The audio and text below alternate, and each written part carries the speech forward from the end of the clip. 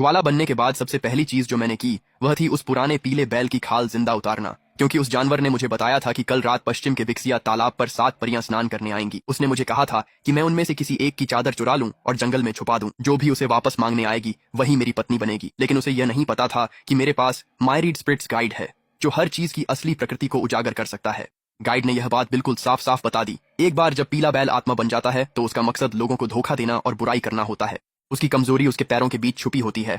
अगर वहां एक वार कर दिया जाए तो उसकी 1000 साल की साधना पल भर में राख हो जाती है। अगर तुम उसकी उतारी हुई खाल को जलाकर अपनी पीठ पर पहन लो तो तुम हवा पर सवारी कर सकते हो। तो जब वह पूरी तरह बेखबर था, मैंने एक ही वार में उसे मार डाला। फिर मैंने इसे मायरीड स्पिरिट्स गाइड में दर्ज किया और मुफ्त में 100 साल की साधना हासिल कर ली।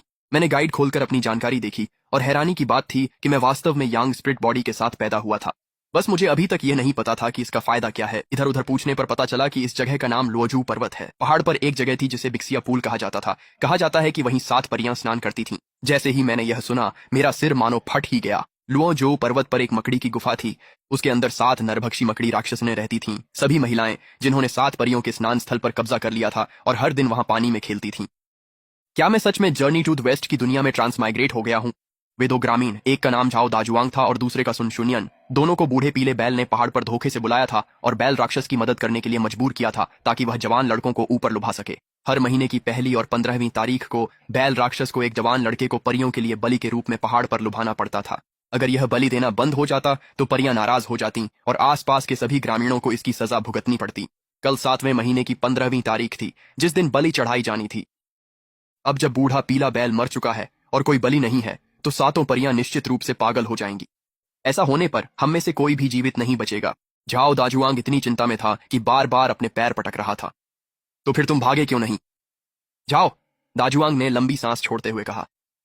छोटे भाई, तुम समझ नहीं रहे हो। हम दोनों ने सच में कोशिश की थी कि जब बैल राक्षस बाहर था तो चुपके से भाग जाएं, लेकिन जैसे ही हम पहाड़ के बीच में पहुंचे हमने देखा कि रास्ता अनगिनत चांदी जैसी धागों से बंद था। पक्षी, जानवर, सांप, बिच्छू, जो भी उन धागों को छूता उसके मुंह से झाग निकलने लगती और वह वहीं मर जाता। इससे मुझे और भी यकीन हो गया। ये जो कथित 7 परियां थीं, असल में 7 मकड़ी राक्षस थीं। वे 7 राक्षसी औरतें कोई मजाक नहीं थीं। यहां तक कि तांग भिक्षु और उनके शिष्यों को भी उन्होंने पहले रोक लिया था। मुझे अभी अभी 100 साल की साधना प्राप्त हुई थी। अगर मैं उनसे सीधा मुकाबला करता तो निश्चित ही मारा जाता। इसलिए मैं वापस गया, आंगन में लकड़ियां जमा की और खाल को आग में डाल दिया। जब तक हर एक बाल पूरी तरह जल नहीं गया तब तक मैंने खाल को आग में रखा, फिर उसे अपने कंधों पर डाल लिया। अगर रास्ते जालों से बंद थे तो मैं हवा के रास्ते जाऊंगा। हवा में उड़ना बेहद तेज था। 1 कप चाय पीने जितने समय से भी कम में मैं पहाड़ की ढलान तक पहुंच चुका था।